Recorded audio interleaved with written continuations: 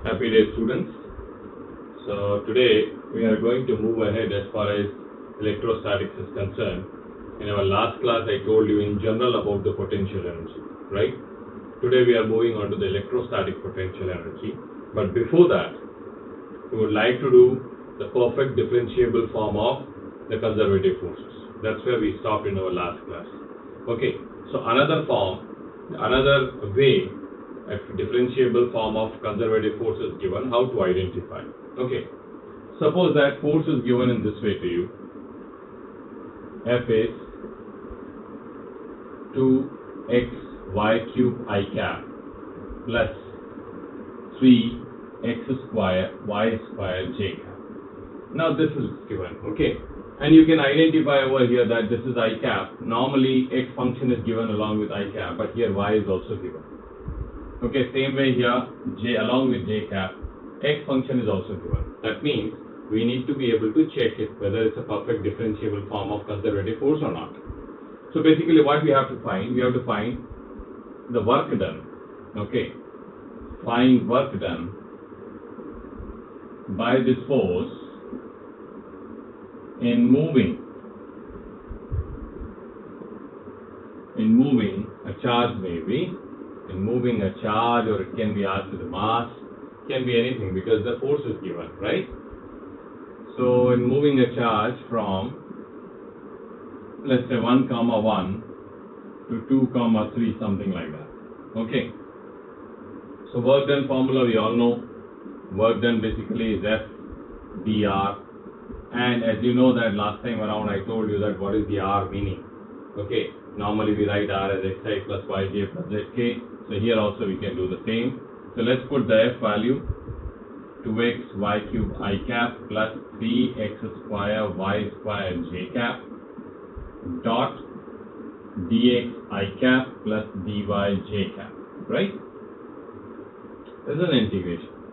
Now let's do the dot product between them. There is a dot product, so I with I will multiply as we know it. So 2y cube x dx plus 3x square y square dy. Okay, now I have already taken this care that dx is there, so we are going to integrate it with respect to x over here. So this y will be constant when you are going along x-axis, so I have taken y outside, and here again if you are going to integrate along y, x will be constant, so we have taken it outside. Okay, in general integration is going to be what? That is what we are going to check here for both the sides, both the functions. Okay, so here is x dx, so we know that x dx integration will be x square by 2, so 2y cube x square by 2 plus, here you see 3x square, and integration of y square dy will be y cube by 3. Okay, so check now what's coming. Here is y cube x square, here also y cube x square. It means it's a perfect differentiable form.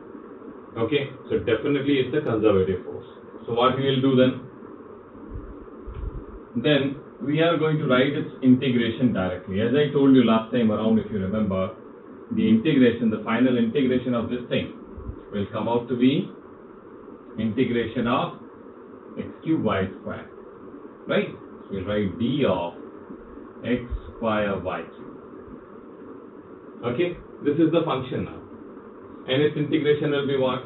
We all know that dx integration is x, dy integration is y, so d of x square y cube's integration will be x square y cube only. Okay, then you can put the limits. Okay, so it's 1 to 1, and here 2 to 3, and then you can put the limits over here, right? Sorry, 1 to 2 and 1 to 3. So these are the correct limits. Now x square, so first 2 square, then minus 1 square, same way multiplication for y cube, first 3 cube, and then 1 cube. So what is the answer? This is 4 minus 1, that is 3, and here this is 27 minus 1, that's 26. So 78 joule will be our answer. Okay, this is perfect differentiable form. So this is how we can identify the conservative forces. Three types of conservative forces we have discussed. Okay. So now after this, I am moving on to electrostatic potential energy. Hint of which I gave you in last class. Okay. And we are going to find it in the same way as we discussed the potential energy. Okay. There is no change. Any type of potential energy, the concept will be same only. Right? So electrostatic potential energy is what? See then. Electrostatic potential energy. So in this case, what do you say? Negative of work done by electrostatic force in displacing the particle from one position to other position. Yes or no? Work done by electrostatic force.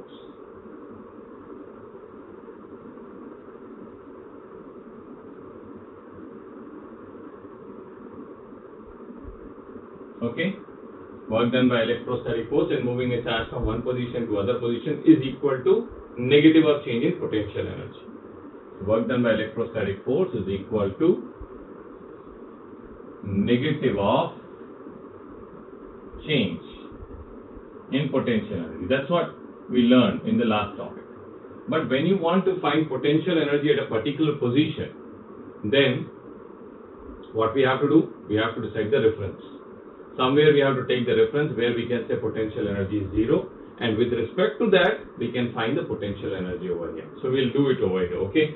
And what is the definition given in books, that also I will discuss with you. So at the moment, work done by electrostatic force equal to negative of change in potential energy, right? So in this negative of change in potential energy basically means what?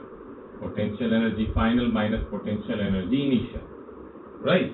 So what we are getting? It becomes potential energy initial minus potential energy final. And in this case, work done by electrostatic force. What is electrostatic force? Let's see. So first of all, let's decide that what are the positions. Okay, so let's take the two charges. There is Q1 here and Q2 here. Let's say initial position difference between them is x1. Okay, now we all know that there is repulsive force. Let's make this as fixed. Okay, this Q1 is fixed and Q2 we are going to move. So we know that there is a repulsive force between them. So Q2 will move away. So let's say Q2 has moved here. A new position of Q2 is this, and this is x2. Right? Is that okay? So now I am going to write electrostatic force value. So I am writing it as 1 by 4 pi epsilon naught Q1 Q2 by x square into dx. Now here I have taken x. I have not taken x1 or x2 because those are defined positions, and our charge will be at various positions in between. So that's why I have taken one variable over here. Initial position x1, final position x2, right? Okay. So Q1 Q2 by 4 pi epsilon naught is constant. Then we have integration of dx by x square. We all know that its integration is minus 1 by x. So put it over here, minus 1 by x. This is x1, this is x2, and here is potential energy initial minus potential energy final. Right?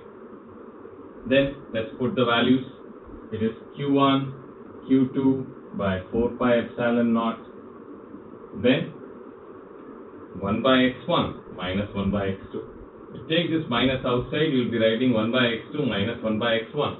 Multiply this minus inside. It will become 1 by x1 minus 1 by x2. That is potential energy initial minus potential energy final. Done. This is the difference in potential energies at two positions. But now I told you already that one of the position we have to take as reference. Okay, and that reference we take as infinity. Right? At infinity we consider potential energy as 0. So if x2 is infinity,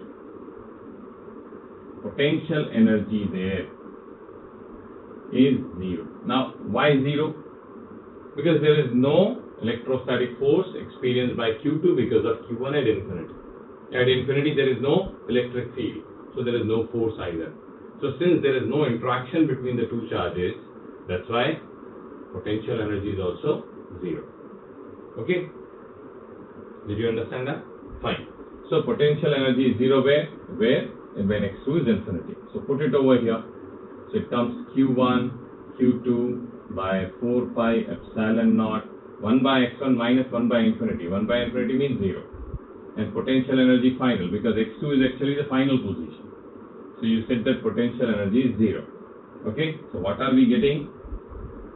We are getting q1, q2 by 4 pi epsilon naught x1 is the potential energy initial. That means, initial means when the two charges are at separation of x1, the potential energy between them is 1 by 4 pi epsilon naught q1, q2 by x or x1. That is the formula that we have to remember as far as potential energy is concerned. Okay? What is the unit of potential energy then? Unit of potential energy is same as that of energy. We always say energy is actually work done, and work done's unit is joule.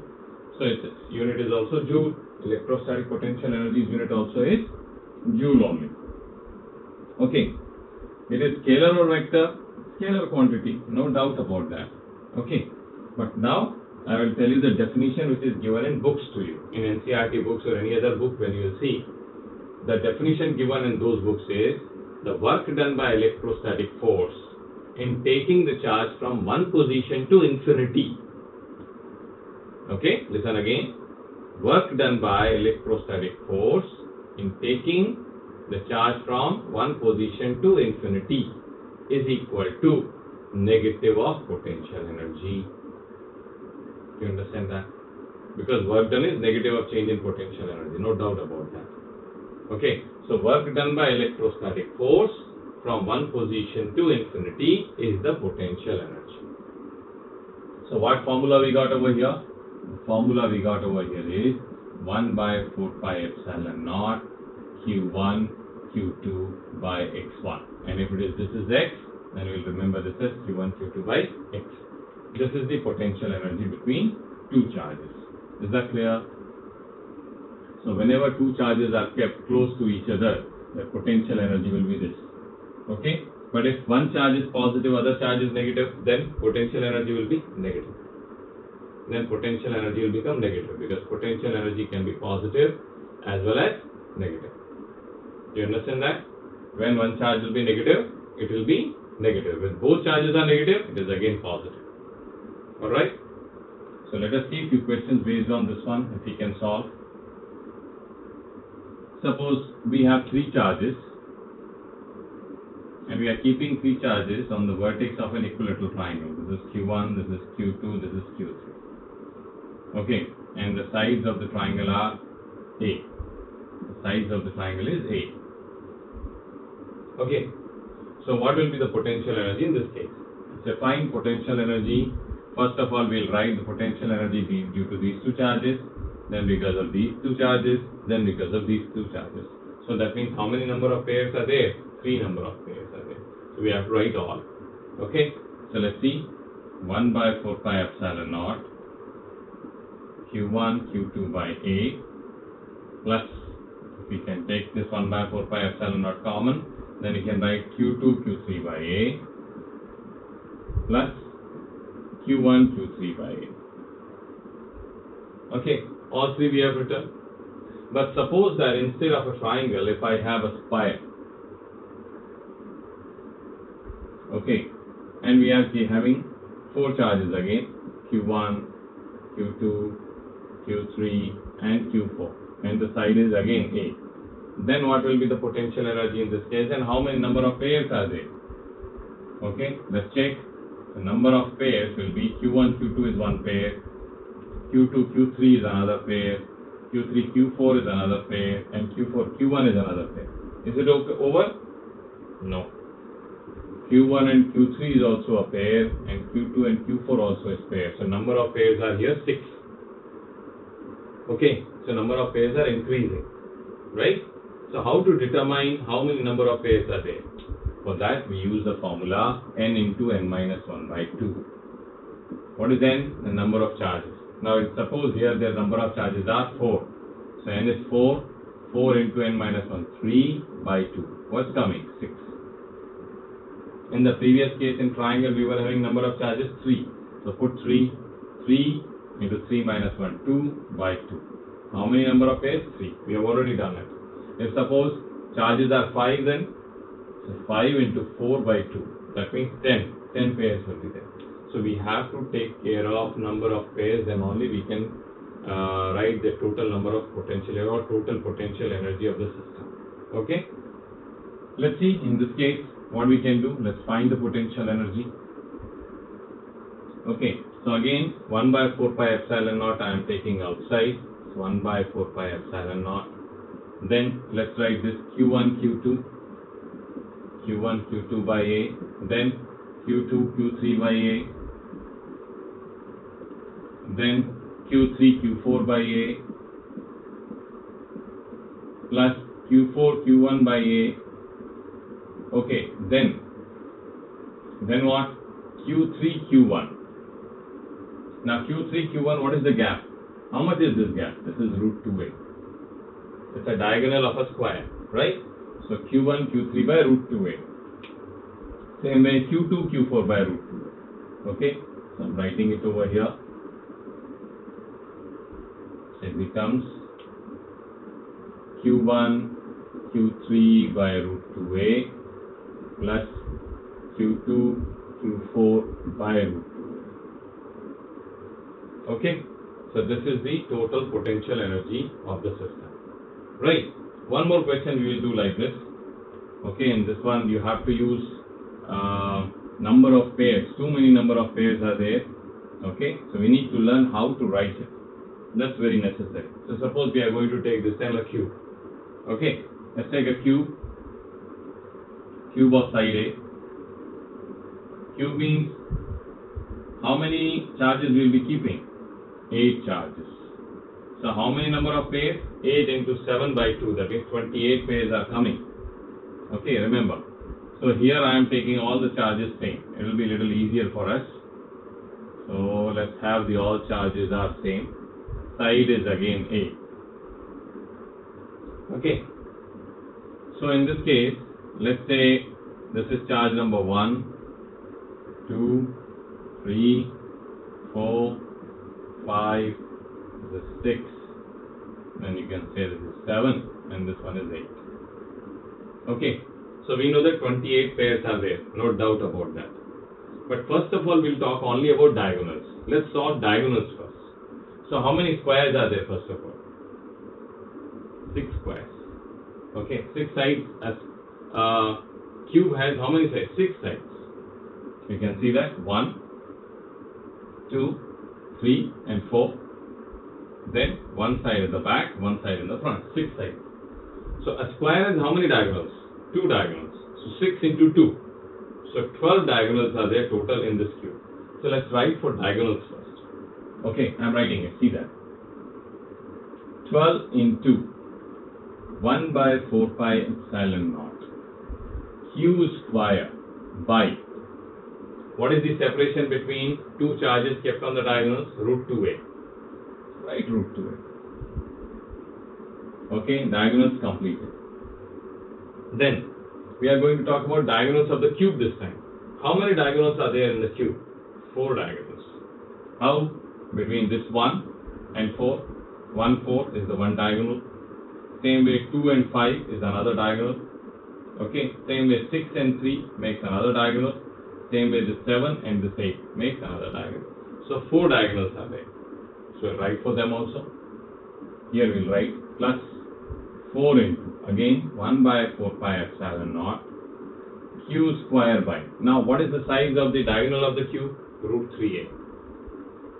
Right, root 3a. Okay, now plus 12 plus 4, 16 we have done. How many are the total number of pairs we have? 28. How many are remaining? 12. So right, 12 into 1 by 4 pi epsilon naught. Now what is the distance between individual charges? A only. So q square by a. This is the total answer. Isn't it easy? So if you keep the track, if you go in a proper way, the solving of the question becomes very, very easy. Right? Let's see another question, because this will all clear your basics about potential energy and you will become stronger in concepts. Okay. So let us see. This is very common question in CBSE also, it is asked sometimes. So what is the question? Let's see then. There are three charges. Okay, let's say same charges I am taking. Same Q charges are kept in the vertex of an equilateral triangle of side A. Find the work done. Find the work done in making the distance to 2A or increasing the relative distance between each charges to 2A. Okay, this is a new position. So from here to here, when you are taking them, what is the work done? It is asked from us. What is the work done by electrostatic force when the separation between them is increased? Okay, now what is work done by electrostatic force? Tell me. Work done by electrostatic force is negative of change in potential energy. Okay, negative of change in potential energy, we can write potential energy initial minus potential energy final. So what is potential energy in this case? We already have calculated. We can write directly. Yes or no? So 1 by 4 pi epsilon naught. 3 pairs are there, directly write 3. Then Q square by 8. Am I correct?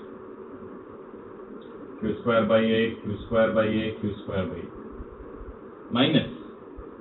Here also 3 charges, so 3 pairs we know it. So 3 into, again Q square by 4 pi epsilon naught. What is the side this time? 2A. Right? What is the difference? Difference is 3Q square by 8 pi epsilon naught A. That's the answer. See how easy it is. Correct or not? So easy. Right. One more question shall we do? Okay, this time slightly different way.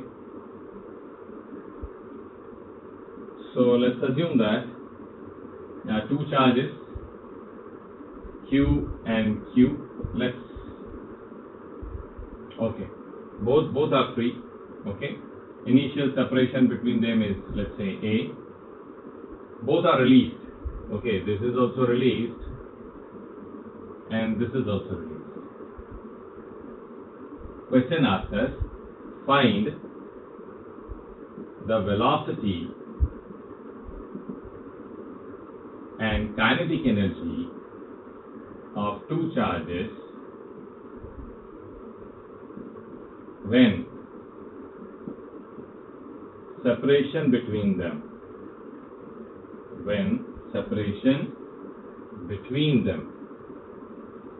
become 2A. Okay, when the separation is increased to 2A, then what will be the velocity? If velocity we know, obviously we will know the kinetic energy also. Assume that their masses are m. Same masses I am taking. You can make different masses also.